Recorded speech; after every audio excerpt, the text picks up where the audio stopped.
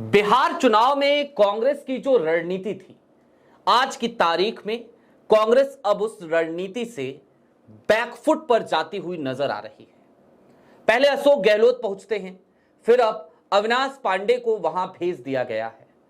इसी बीच में खबर यह भी आई कि कृष्णा अल्लावरू से यूथ कांग्रेस के इंचार्ज की जिम्मेदारी लेकर मनीष शर्मा को दे दी गई है और इन सब के दरमियान कृष्णा अल्लावरू जो कुछ चाहते थे, अब वो तमाम चीजें होती हुई नजर नहीं आ रही। लेकिन कृष्णा अल्लावरू ने बीते इन दिनों में बतौर प्रभारी बिहार में कांग्रेस के लिए क्या किया और आज की तारीख में आरजेडी के साथ उनके रिश्ते तल्ख क्यों हो गए, और इससे भी बड़ा सवाल ये कि उनके ऊपर जो इल्जाम लगाने की कोशिश की जा रही हैं, जिस तरीके की तोहमतें मढ़ने की कोशिश की जा रही हैं, इन सब के पीछे आखिरकार कृष्णा अल्लावरू की वो कौन सी रणनीति थी जिसकी वजह से स्लीपर सेल्स के पेट में काफी दर्द हो गया।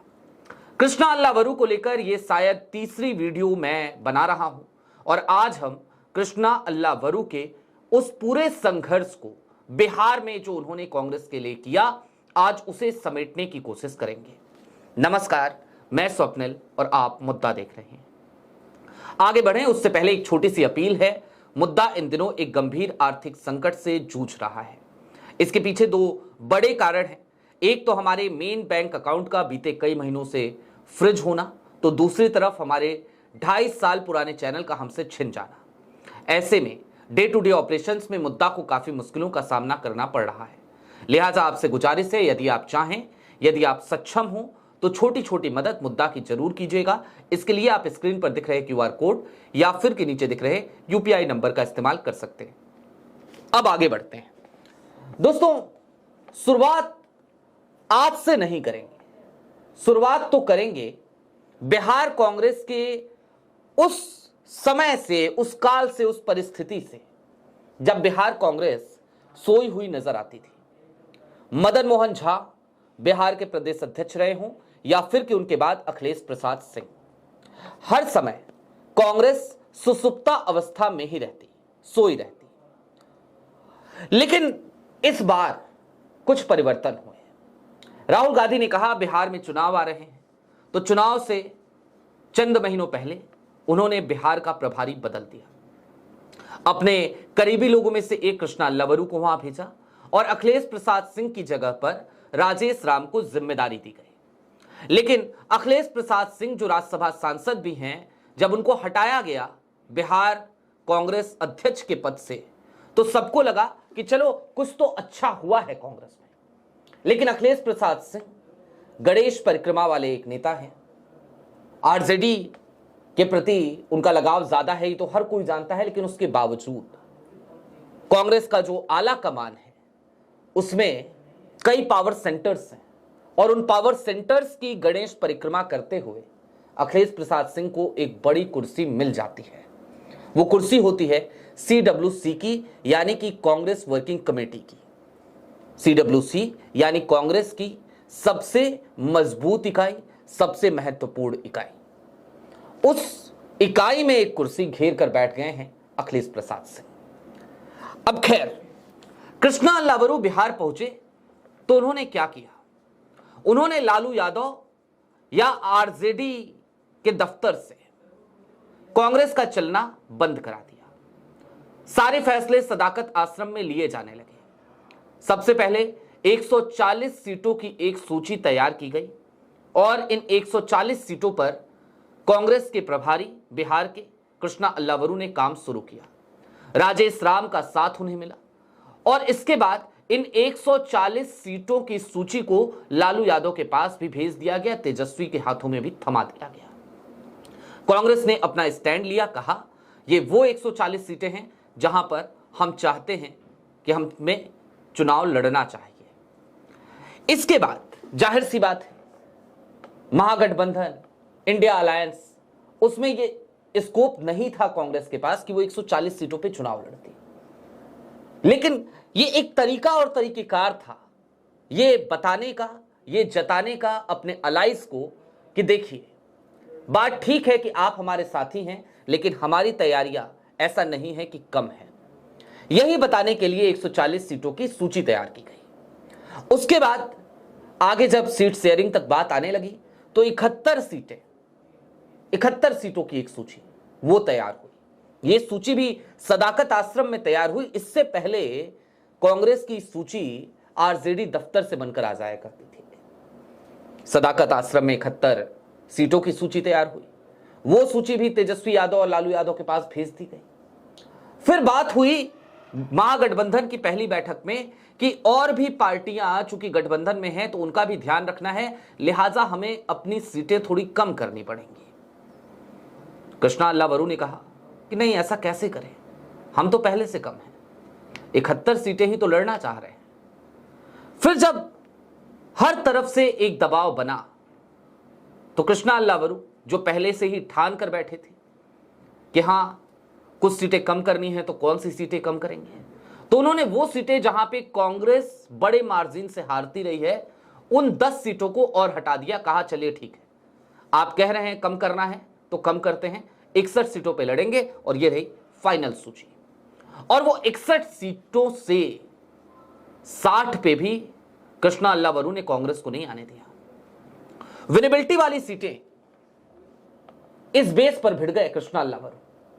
बात इतर है, क्रॉस फाइट होने लगी, जिसको लोग फ्रेंडली फाइट कहते हैं।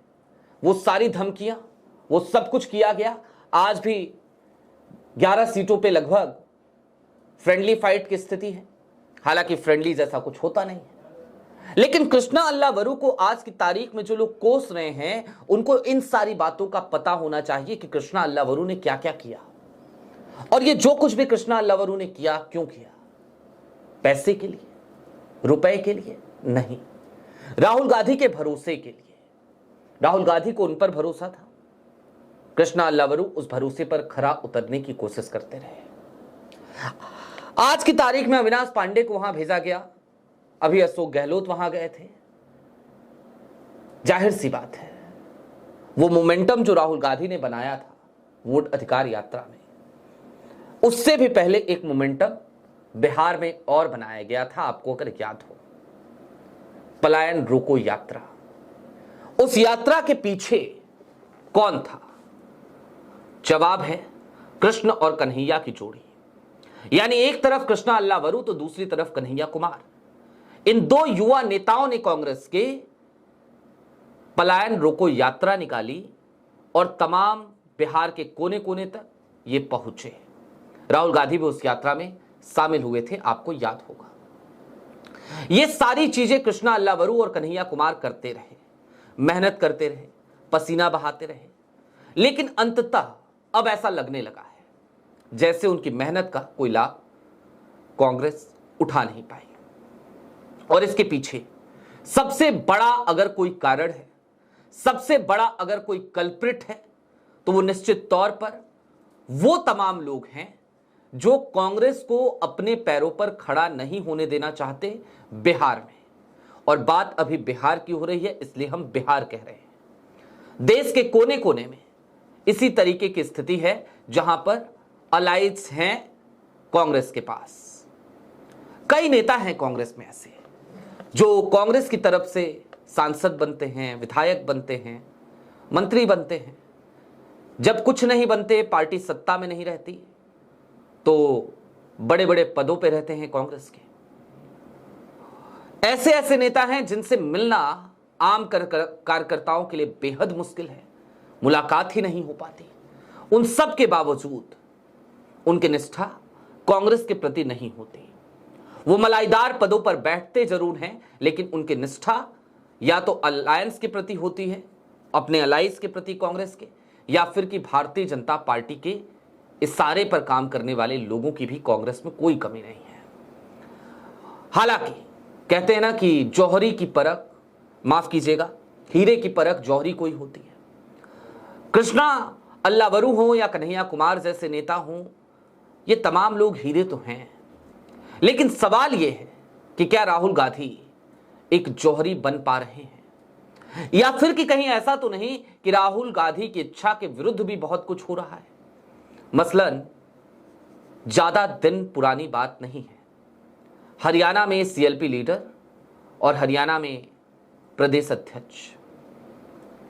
अगर आप ध्यान से देखें तो राहुल गांधी बिहार से निकलकर अचानक पहुंच जाते हैं हरियाणा, और हरियाणा जब पहुंचते हैं तो आधी रात में कुछ लोगों को बुलाते हैं, मनीष खटाना को बुलाते हैं, मुलाकात करते हैं।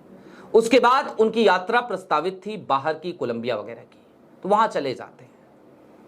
लेकिन इधर राहुल बैग पैक करते हैं और जाते हैं, और उधर पता चलता है कि खेल हो गया, स्लीपर सेल ने अपना खेल कर दिया, अनाउंसमेंट हो जाती है। यानी कि राहुल गांधी की इच्छा के विरुद्ध भी कांग्रेस में बहुत कुछ होता दिखाई दे रहा है। निश्चित तौर पर राहुल गांधी डेमोक्रेसी की बात करते हैं, निश्चित तौर पर राहुल गांधी संविधान की बात करते हैं। ठीक बात है, ये सारी बातें अच्छी लगती हैं। पार्टी में भी इंटरनल डेमोक्रेसी होनी चाहिए, ये भी सही है। लेकिन कहीं ऐसा तो नहीं कि कांग्रेस की इंटरनल डेमोक्रेसी कांग्रेस को इंटरनली काफी ज्यादा डैमेज कर रही है? यह सवाल आज की तारीख में मैं इसलिए उठा रहा हूं क्योंकि फिलवक्त मुझे यह साफ साफ नजर आ रहा है कि कांग्रेस के लिए बिहार में खून पसीना बहाने वाले कृष्णा अल्लावरू जैसे नेताओं के साथ आज की तारीख में कांग्रेस में क्या हो रहा है। हालांकि कृष्णा अल्लावरू बहुत ही सौम्य स्वभाव के शांत व्यक्ति हैं। आप उनके साथ घंटों बैठिए, शायद आप से वो सवाल ही करते रहेंगे और आप इंतजार करते रहेंगे कि कृष्णा अल्लावरू अब कुछ बोलेंगे, तब कुछ बोलेंगे। वो शांत रहते हैं, शांति से अपना काम करते हैं, हो हल्ला नहीं करते, चिल्लाते नहीं हैं। ये तमाम खूबियां हैं कृष्णा अल्लावरू की। इन तमाम खूबियों को कांग्रेस के स्लीपर सेल्स ने नकार दिया, क्योंकि उन्हें किसी ऐसे प्रभारी की जरूरत ही नहीं, किसी ऐसे प्रदेश अध्यक्ष की जरूरत ही नहीं जो कांग्रेस को अपने पैरों पर खड़ा करने की कवायद में लगे। शायद कृष्णा अल्लावरू की यही बड़ी गलती थी, और इसीलिए आज मैंने सोचा कि जब बाइंड अप करूं कृष्णा अल्लावरू की इस पूरी कहानी को, तो आपको कम से कम हालिया दिनों में बिहार कांग्रेस में क्या क्या हुआ, कृष्णा अल्लावरू ने क्या क्या किया, सदाकत आश्रम से क्या फैसले और किस तरीके के फैसले वो लेते रहे, किस तरीके से वो आरजेडी के लिए एक प्रेशर पॉलिटिक्स क्रिएट करते रहे, वो आपको बता दिया जाए। ये तमाम मेहनत, ये तमाम कोशिशें कृष्णा अल्लावरू की थी, ताकि बिहार में कांग्रेस अपने पैरों पर खड़ा हो सके। आपकी क्या राय है हमें कमेंट बॉक्स में जरूर बताइएगा। अभी के लिए दीजिए इजाजत। चलते चलते फिर वही अपील, चैनल पे नए हो तो सब्सक्राइब करते हुए जाइएगा, सक्षम हो तो छोटी छोटी मदद मुद्दा की जरूर कीजिएगा। बहुत शुक्रिया।